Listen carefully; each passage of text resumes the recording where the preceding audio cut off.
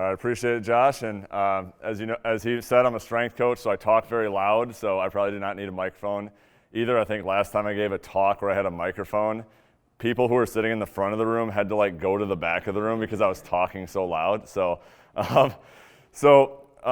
again, thanks to Josh for having me. So about 6 weeks ago, Josh texted me and said that, asked me if I wanted to be the speaker at Leading with Power. And it's funny because I had met with him last year and asked him, what do you need to do to be a speaker at Leading with Power?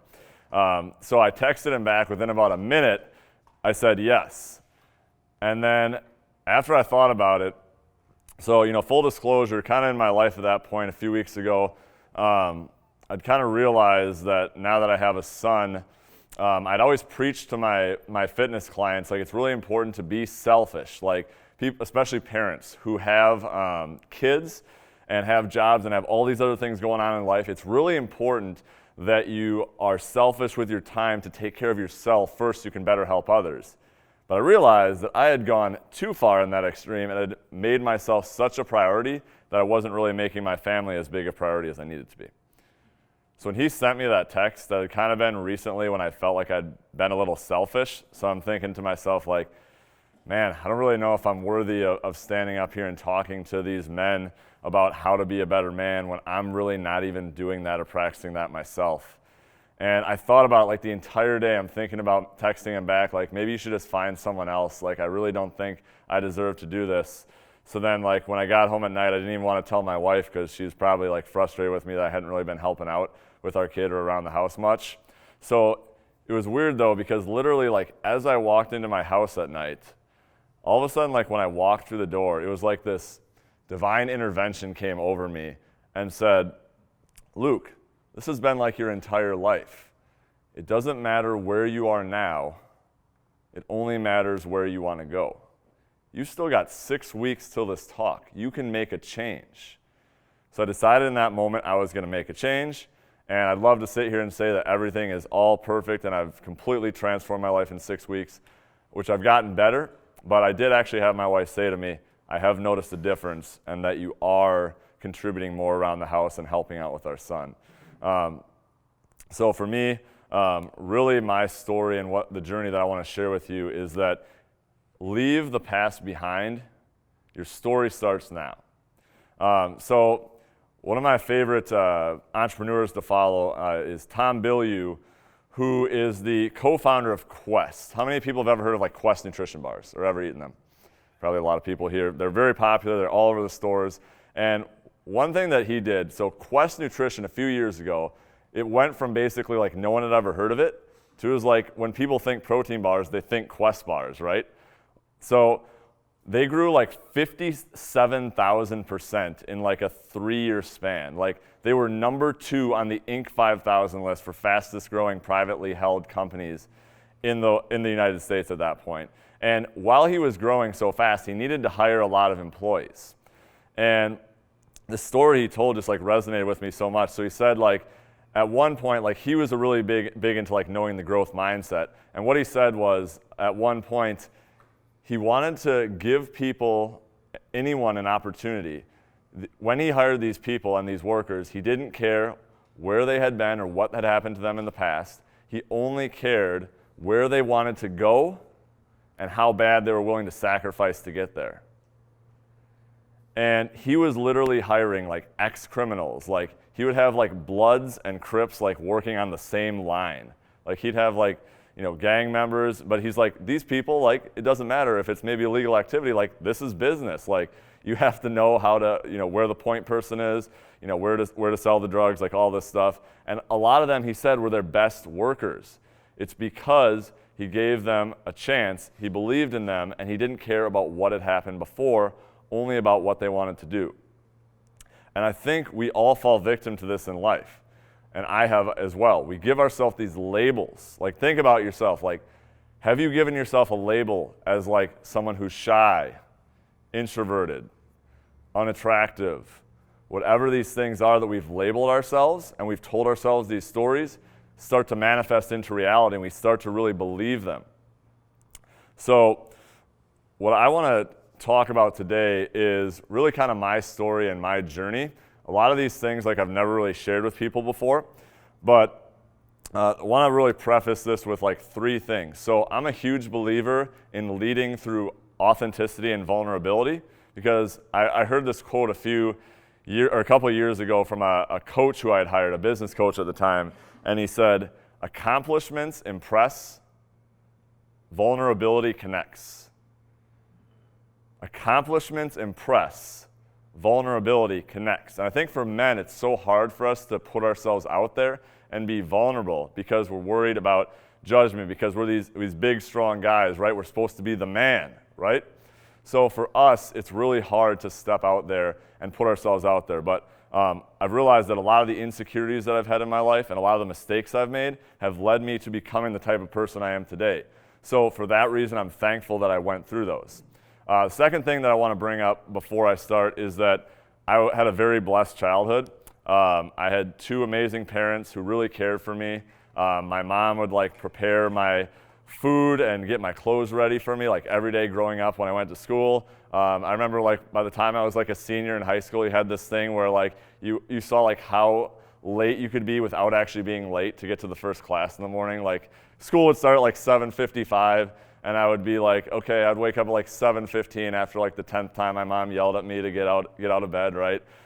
So then I would take my brother too, and he's like, oh, I don't want to be late. And I would literally, like, school would start at 7:55. I'd leave at like 7:35. It took 5 minutes to get there. We were running into the class. I'd have to like sneak in just before the bell rang.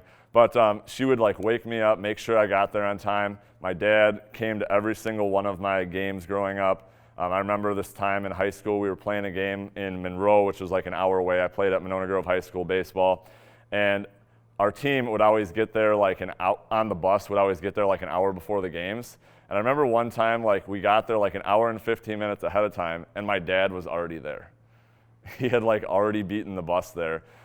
So he would come to all my games. I never had to worry about, food, where I was gonna get my food, or if I had a roof over my head. So I had a very blessed childhood. A lot of the challenges that I went through were very mental and things that I kind of put on myself. But the fact of the matter is a lot of us might be in that same situation as well. Like a lot of these things we put on ourselves are mental. And the third thing that I really want to talk about is like some of you in this audience right now might not be able to relate to much, if anything, in my story. Maybe you can only relate to parts of my story.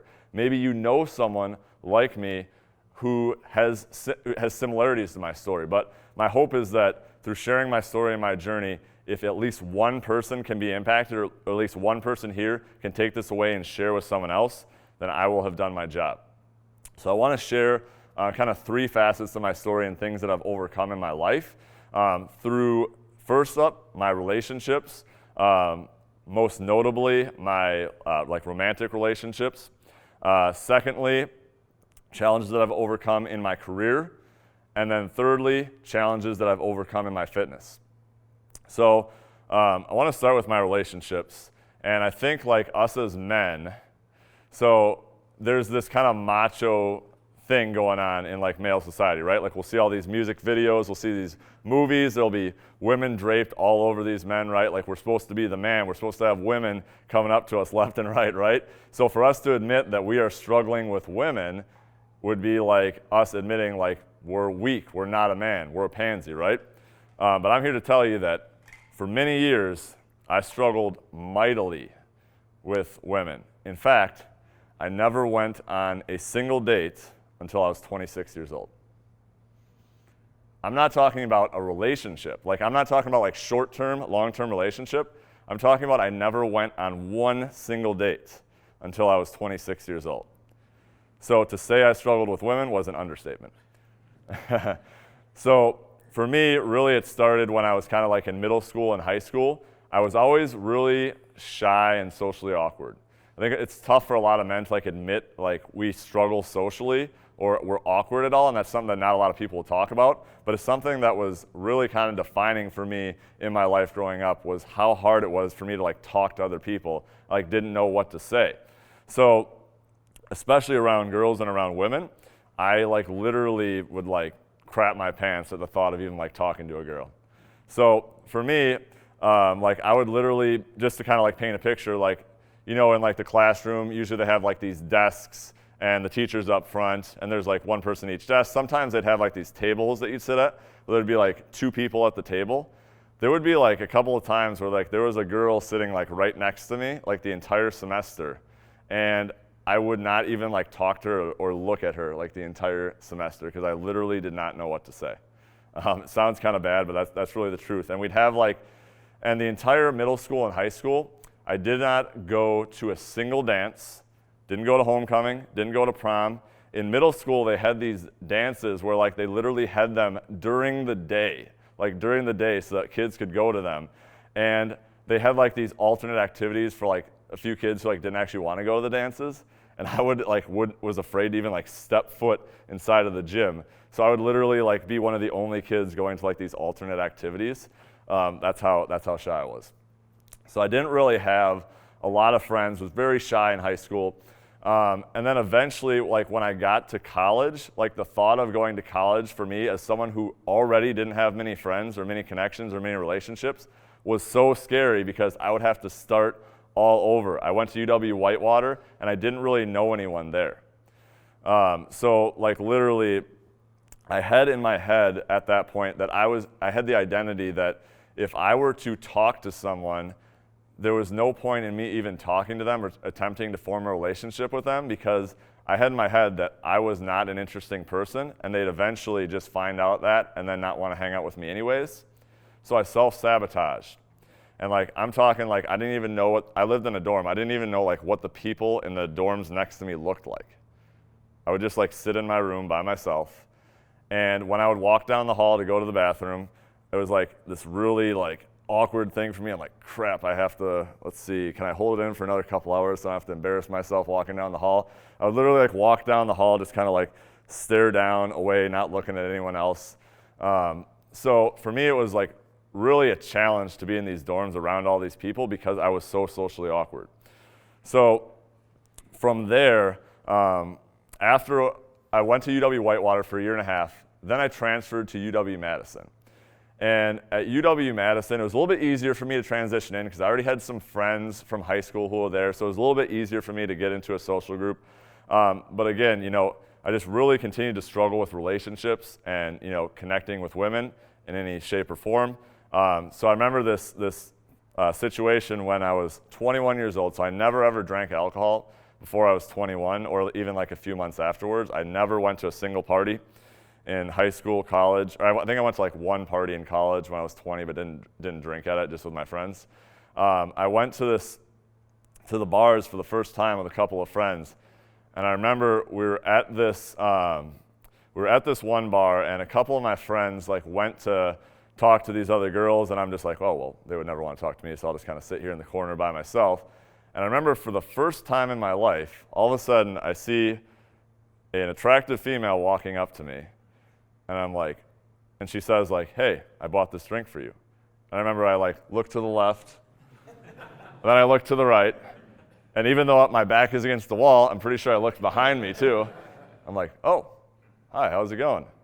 So for the first time in my life, and for most people this is just like a regular Saturday night, for me this was like the first time in my life, and a girl, much less an attractive girl, had actually talked to me. So I'm like, oh my gosh, what do I do? So I literally, she said like, do you want a drink or something like that? Or I bought these shots for you. And I said, oh, sorry, I don't drink. And then she's like, oh no, really, I bought them for you. I'm like, oh, no, sorry, I don't drink. And it took me about 25 seconds to lose her. So that was my one ever experience where that had happened. And like I said, for most people that would just be like nothing and they would just brush it off. But for me, that was like, oh my gosh, how did I mess that up? Like I remember I went home that night, I like couldn't even sleep because I just kept thinking about, gosh, Luke, you're such an idiot. Why couldn't you have just said like, oh, thanks, I don't drink, but what's your name? And what grade are you in, right? So, and talk a little bit more. But I just didn't even know what to say or do. So for me, it was just really challenging in that situation. And then I really continued to struggle. I would like be in class and wouldn't talk to anyone until I got to be about 24 years old, where I decided to become a personal trainer. So I just knew that I liked fitness at that point, but I didn't realize that personal training involved you needing to talk to people all day.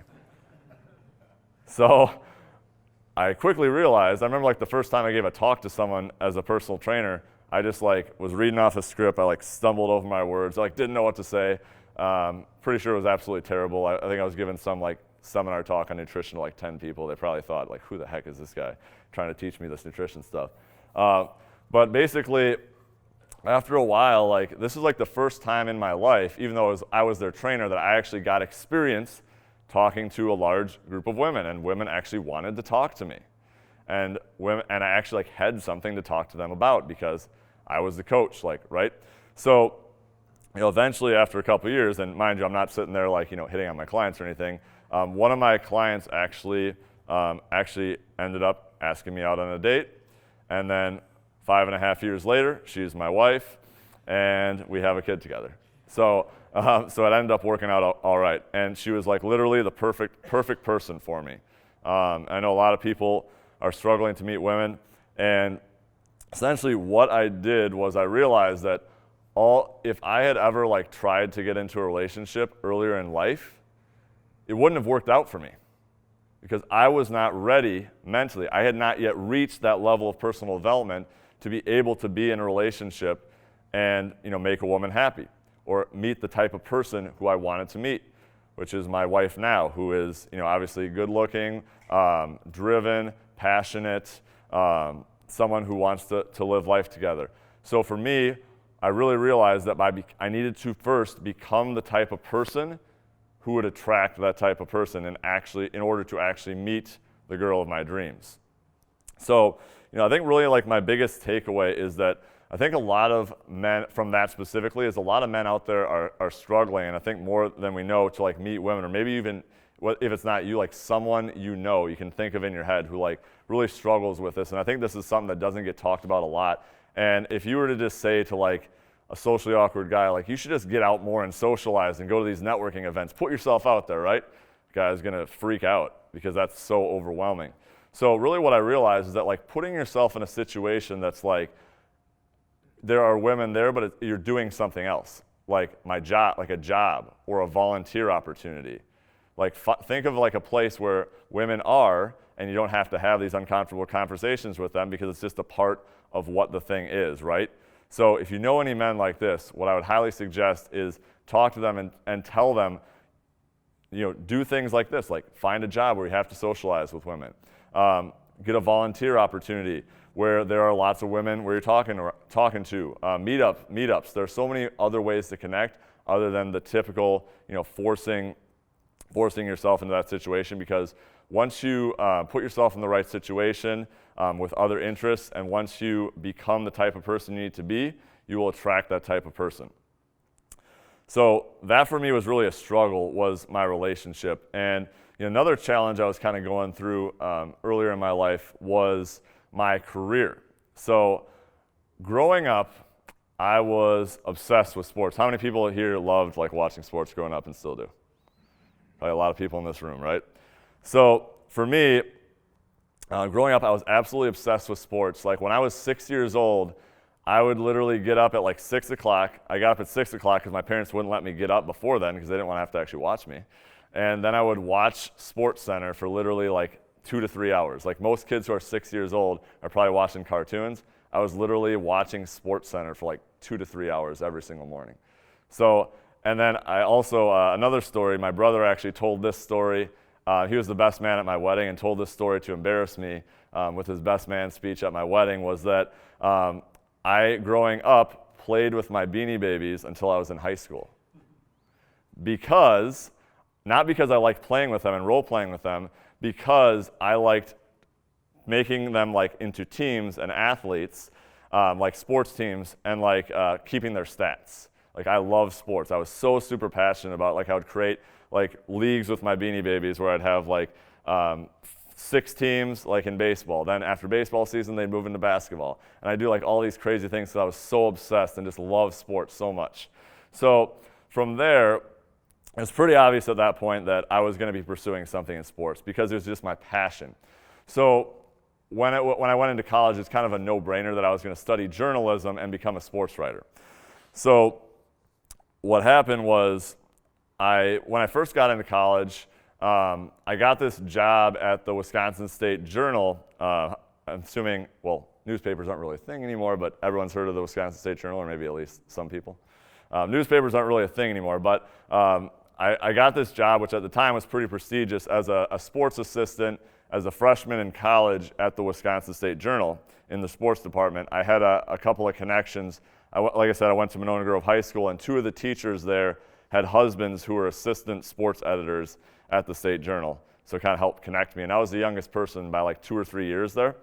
So for me, that was really awesome at the time, and I really loved it as I went through college. But as I went through college, a lot of the other sports, like I wanted to be covering, I'm talking like I wanted to be covering like professional sports, like I wanted to be covering college sports, like I wanted to be in the locker rooms. Like if I couldn't play those sports because I wasn't good enough to make it to the pros, I wanted to be involved in some other way. So for me, at that point, what happened was as I went through college, I realized that all these sports editors were like accepting buyouts from the newspaper because the newspaper industry was going downhill. Because, actually, curious question, how many people read the newspaper every day currently? No. One person? 2 people? 1 out of like 30? So basically no one, right? So the newspaper industry makes money on advertising and was losing a lot of money, especially as I went through college. So by the end of college, I kind of saw the writing on the wall that I needed to get out of this, and especially when I was like nearing the end of my collegiate career, I was actually like not looking forward to graduating because there were like no jobs available, or all the jobs that were available were like me moving to like Montana to cover like a high school team. So I was like, that didn't sound very appealing. So for me, what I realized at that time was I needed to find something else. But at that time, I was 22, and I was thinking like, crap, I just completely wasted the last 4 years of my life. I'm going to be way behind everyone if I have to start over. So what I decided was, after a while, like, okay, maybe I could, at the same time, like I should say that at the same time I was going through all this, I really got more into training because I really wanted to learn how to build muscle, because I was really on the thinner side growing up. All the other guys were like way bigger and stronger than me, and I wanted to figure out how to actually build muscle. How many people have ever gone through like a phase like this? Right? Probably a lot of us, right? Where we're like, I just want to like impress the ladies. I want to build big muscle. I want to, make those other guys look weak. So essentially, I became like obsessed with figuring out how to build muscle myself. And I realized at the time, though, like I didn't really think personal training was something like you could pursue, because I thought it was like something that people just did like in their 20s kind of to pass the time while they were actually figuring out their real career. So for me, I didn't really see fitness as a career. So I thought of like something similar. So what could I do that's similar than that? Like physical therapy and occupational therapy were two things that I thought of. So I started taking like a couple of like college courses, because there were like certain prerequisites, because I was a journalism major, or getting a journalism degree, I didn't really take like science classes because you didn't really need to know science for journalism, or at least I thought. So I started taking a couple other like science courses.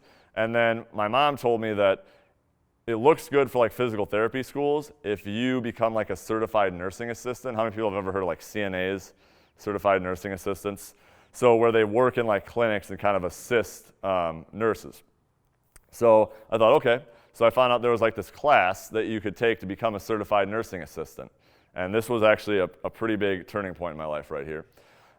So going into this class, they had like 2 parts of the class. They had like the first part of the class, which was you went in and you had to like take these 4 tests and get like at least like a 77% in order to pass on to the clinical portion, where you'd actually go into the hospitals and work.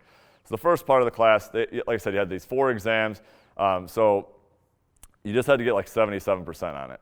So I took the first test the first week. I think I got like 85% or something like that. So I'm thinking like, okay, I'm pretty good here.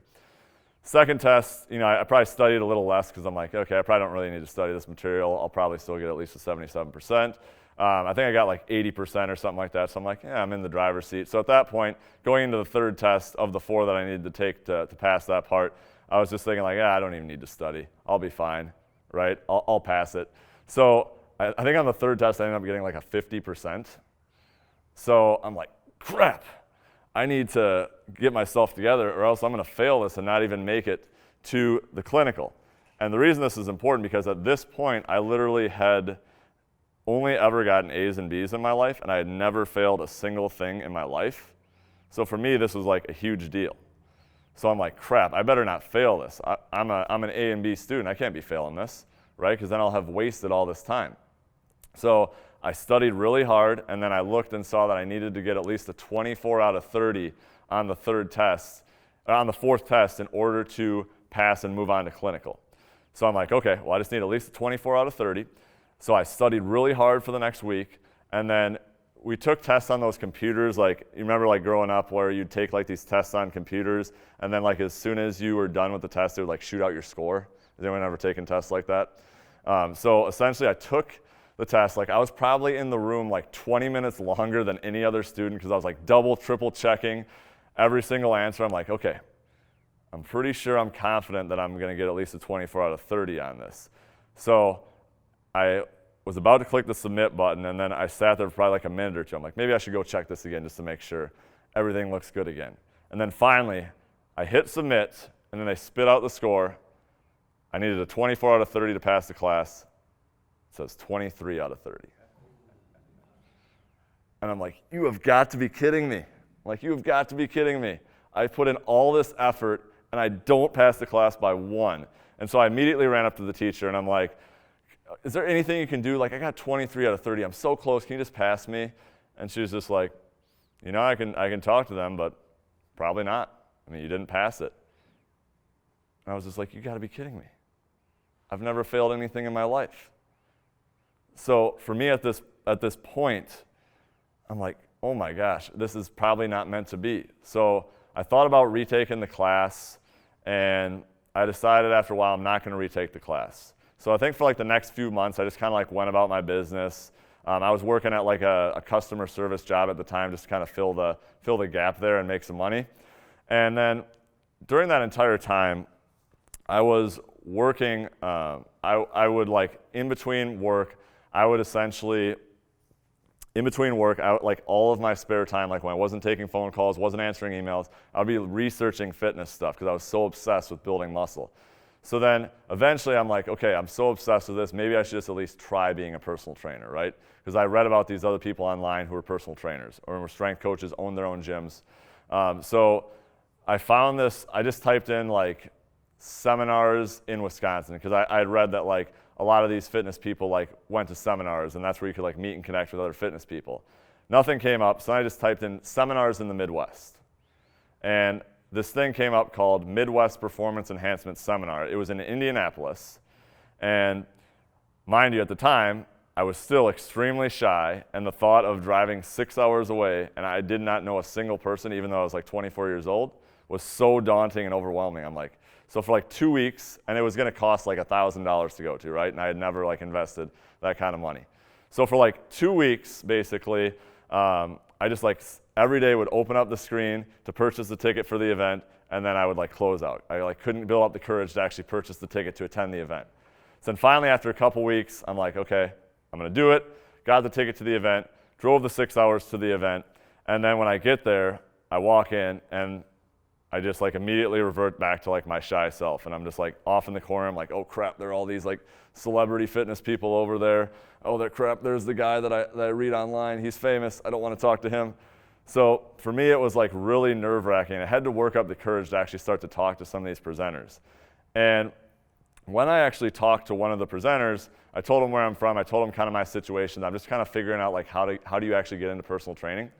So then he said to me, oh, you're from Madison, Wisconsin. Actually, there's another guy here from Madison, Wisconsin. I think he just opened up his own gym. So I ended up connecting with him the next day, and then said like, okay, when we get back to Madison, follow up with me and you can come like shadow me or something. So I said, okay. I did that, and I shadowed him like a couple weeks later, and then after shadowing him, he texted me like a few days later and said, hey, I would actually like to talk to you about doing an internship. I'm like, really? I'm not even a personal trainer. So gave me an internship at his gym, and long story short, I'm still a coach there 7.5 years later, and have my own business as well.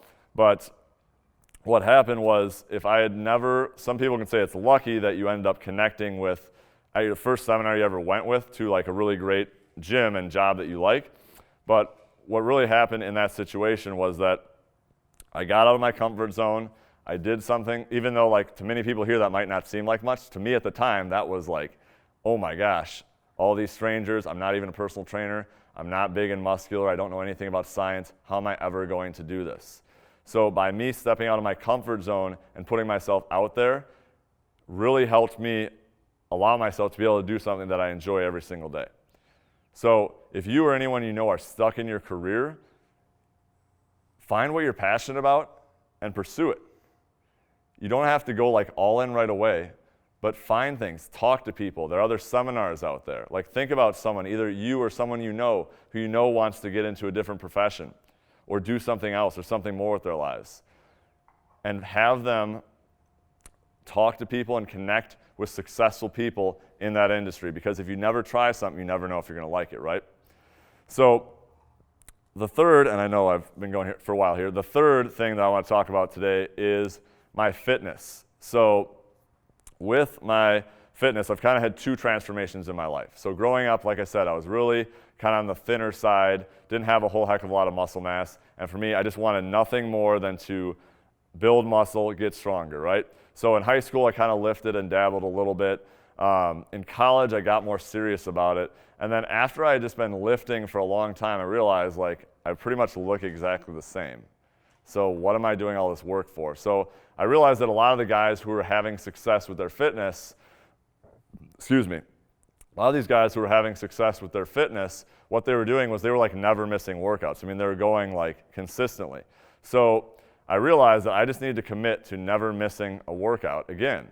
And if I do that, maybe I will actually get good results. So I remember the exact day on January 27th, 2010. It was right after I had like missed a workout because I was like sick or something, but probably could have gone anyways. I committed to myself that I would never miss a scheduled lift again. And to this day, over 10 years later, I still have not. And a lot of them are not always the greatest workouts, but I at least go in and do something. So doing that commitment allowed me to, plus like actually like starting to research things and learn more, allowed me to gain about probably 25, 30 pounds of muscle, of mostly muscle, over the next couple of years. So I'd finally gone from like skinnier to like someone people saw as actually having muscle.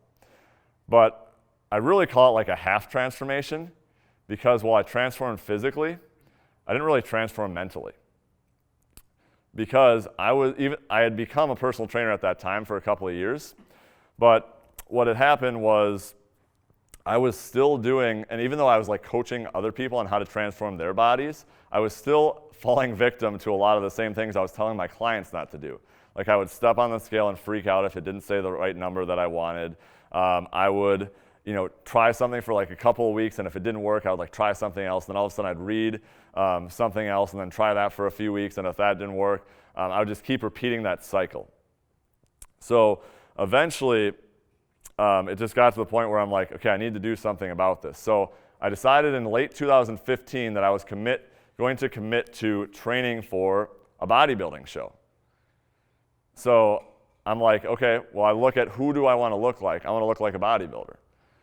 And I decided to train for that show, and I found like this show later that next year in 2016. It was like in October, where I'm like, okay, if I give myself maybe like 9-10 months to train for this, I should be good, right? I should be able to be in a good spot and be where I need to be. So at first, I just had like this friend who I asked to like kind of help me with my nutrition a little bit, and for about the first 3 or 4 months of the year, I think about the first 3 months of the year, I trained really hard, I followed his advice on nutrition, and I saw 0 results.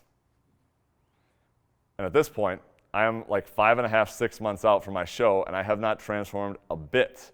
I'm like, oh my gosh, how am I going to get ready for this show by October 1st? So what I realized at the time was that I was not actually fully committed. So what I did was, at the gym I was training at the time, there was this contest prep coach there, and I decided that, okay, I actually need to pay him to show me how to do this. So I paid him the money, and as soon as I paid him the money, it felt like I was actually finally fully committed. And I actually committed to his training at that time the week before my wedding. So one thing I've never believed in is timing, because if you want to do something, just go for it, because it's always going to be, your wedding, you're on vacation, someone's birthday, this and that. If you really want something, just go for it. So I had the work ethic at that point, but I just didn't have the right strategy. So long story short, I started the journey at about 186 pounds, and I'm someone who wants to gain weight at this point and gain muscle weight, right? So for me, I figured okay, by the end of my journey here, I'll probably be 180, 190 pounds on stage. And at the end of the 5.5 months and on my actual day, on October 1st, 2016, when I competed, I weighed 158 pounds. So I had to lose about 30 pounds in order to get lean and ripped for the show. Mind you, I was someone who was trying to gain weight and gain muscle weight, and I ended up losing close to 30 pounds. So at that point, it didn't really matter to me. I had achieved the physique I wanted because I had achieved what I was really searching for, which was the mental transformation. Because I finally learned the secret to making a physical transformation.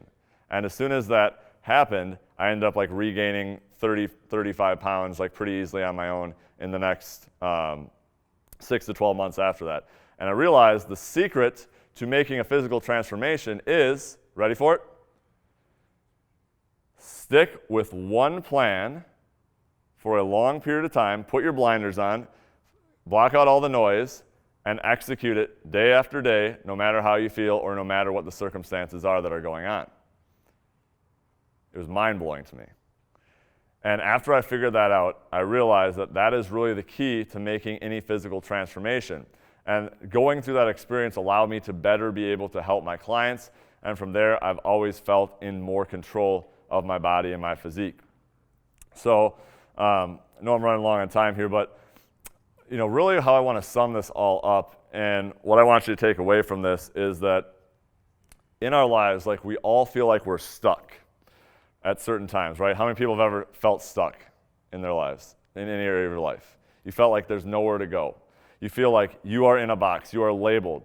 You're shy, you're awkward, you're introverted, you're unfit, you're overweight. We put ourselves in these boxes. And in order to get out of these boxes, the only person who can get us out is ourselves.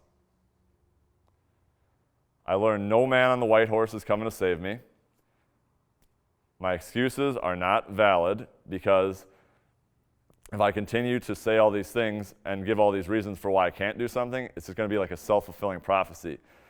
But the good thing is, through all this, if you own your life, no matter where you are currently, you can go wherever you want to go. So for all of you today, I want you to leave the past behind, because your story starts now.